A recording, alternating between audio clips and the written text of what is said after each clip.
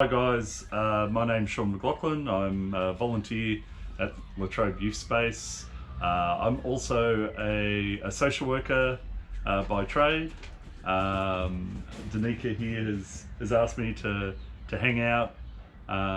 We are up to day, I don't know what day of COVID-19, but we are about at the 28th of, Yes. 28th of March at the moment.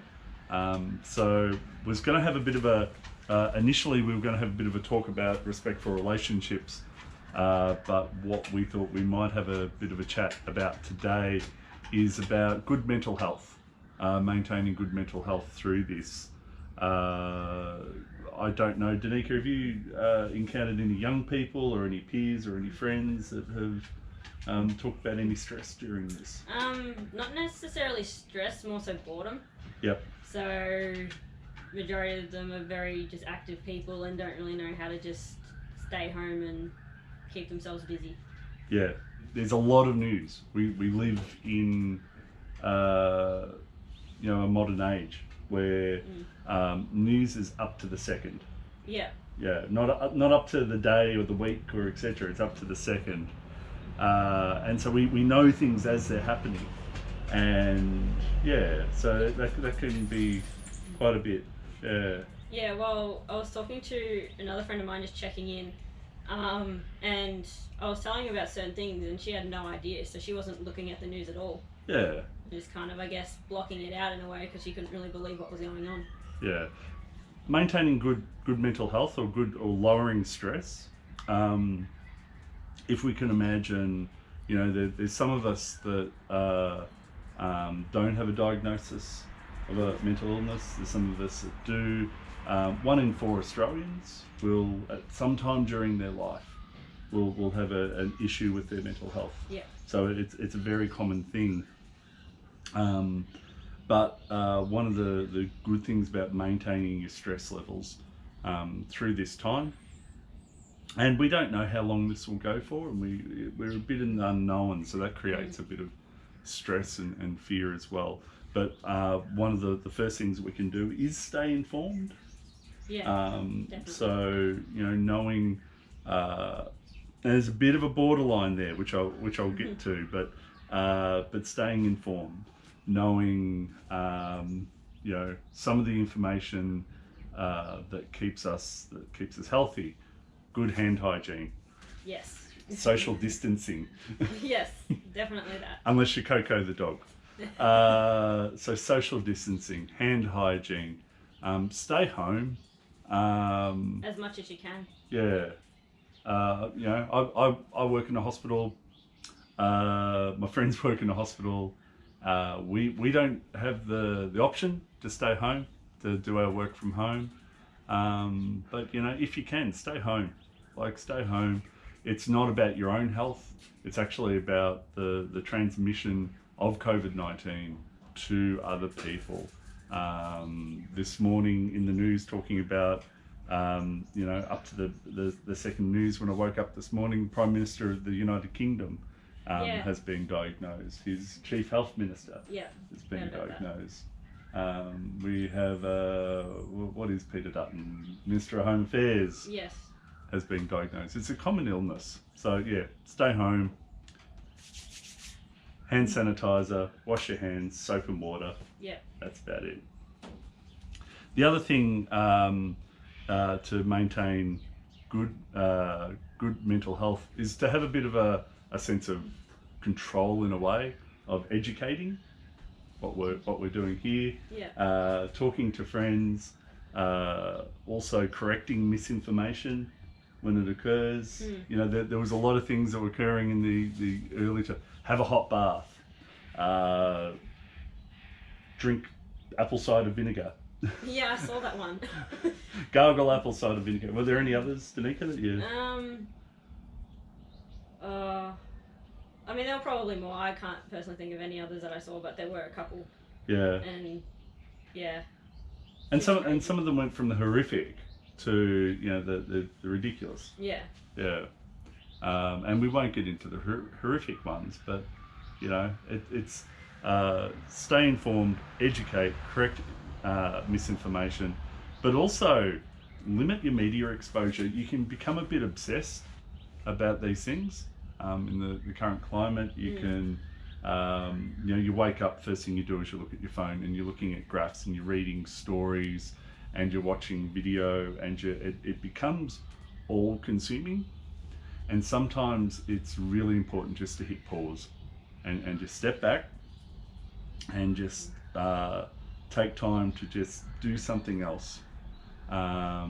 Check in with friends, check in with family, Zoom, FaceTime, Yeah, phone I've seen calls. a lot of Zoom related meetings and stuff online. It's just everyone's doing it in different ways. Yeah. Doing the basic things. Doing your self-care, whether your self-care is art, craft, mindfulness, practicing mindfulness, lowering those stress levels are really important. Also, maybe playing the Xbox, if Xbox is your thing. If you have people that you have as part of a community, playing online with, doing that important stuff, still having human contact, which doesn't need to be social contact. Yeah. In terms of gaming, I actually saw there's like a shortage of Nintendo Switches. Really? Yeah, because that's one of Because the... people like Kylie bought one. Yes. Yeah, so that many people have gone out and got Nintendo Switches, and just, there's actually become a shortage because that's people's Yep. new thing to do while they're at home. Yeah. And we can do this. The other thing is anticipate and counsel yourself about your stress reactions. It's maintaining good mental health is a lot like owning a car. When you buy a car, you do your, there's things that you do to maintain that car. You check the water, you check the oil, you check the tires, you make sure that things are going to go okay when you're on the road. And so you do that maintenance stuff. It's kind of like a stage one of planning and anticipating about your mental health. Stage two is really, we have these collaborations and these partnerships and these things and these support systems. They're already there for a lot of us. So when we're driving our car down the road and it's a wet, rainy day, and we skid going around a corner, and the ABS in the car kicks in, and we manage that. That's systems that are there ready to help us when we hit the brakes. But there's also a step three, and before I mentioned that many people in our friends, family, loved ones in our community may have a mental illness, and so it's very important that there's some planning in place for when they have a relapse in their symptoms. So that could be having an advance directive. We find at times like this, or the bushfires that have just been, or any sort of extra stress on people, we can see a relapse. So having an advance directive that says, look, when I become unwell and I can't voice for myself, these are the things that I really need. So that could be, please don't call me this, or it could be, I need that fluffy blanket that I find that gives me some protection, or it could be, these are the medications that work well for me, or this is how I've been going with my medication, or it could be something like that. Yeah. So the document talks for the person when the person cannot. Yeah. Also, it could be, that's the support that I need. I might have a relapse, and Danica's my go-to person that I know that will step in there for me. So that's really important. So I'd encourage people out there at the moment, when they're at home and these stresses are happening, to keep that in mind. Any thoughts on that, Danica? Just making sure you know who that person is, because you just got to make sure they're the right kind of person to be trustworthy dealing with that. So really good point. Yeah. and that comes from when you're in the middle of a crisis and things are falling apart. We're not wired to make nice, sound, considered, rational decisions.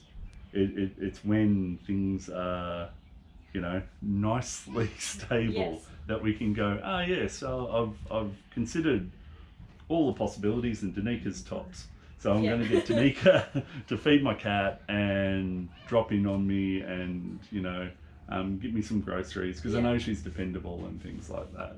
Yeah, so it's maintaining good mental health in those 3 stages, keeping an eye on our stresses, and giving ourselves an opportunity to just hit pause on all the information that flows in from the world, and practicing some mindfulness. Mindfulness can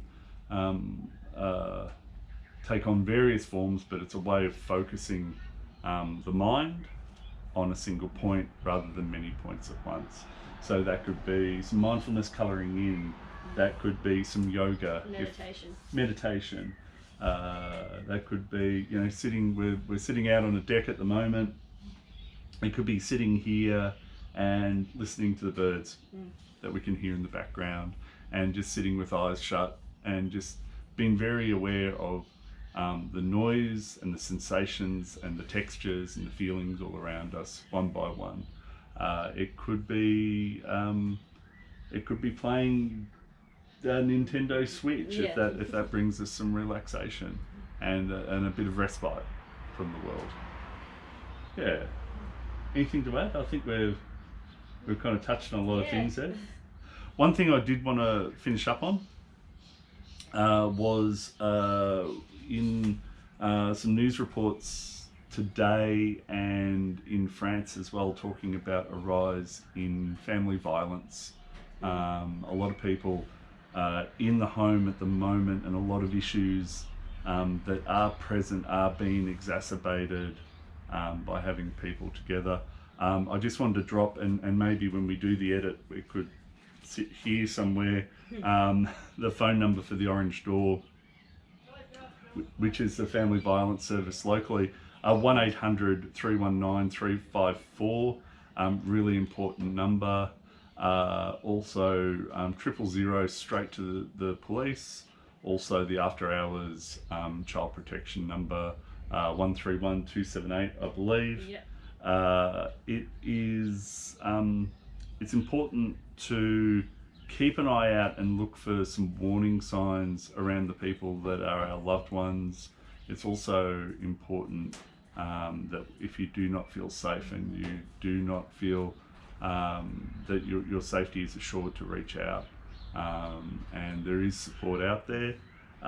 So that number will be there, but of course, contact the folk at La Trobe Youth Space while this is going on, if you have any questions about that. I think we might wrap up. DC? Again, youth workers at La Trobe Youth Space. Our numbers are on our Facebook page at La Trobe Youth Space, as well as any other numbers for other services you may need. Fantastic. All right, cool. Stay safe. Bye. Keep hands washed. Keep the hand sanitizer. Keep the distance. Yeah. All right. Thanks, guys.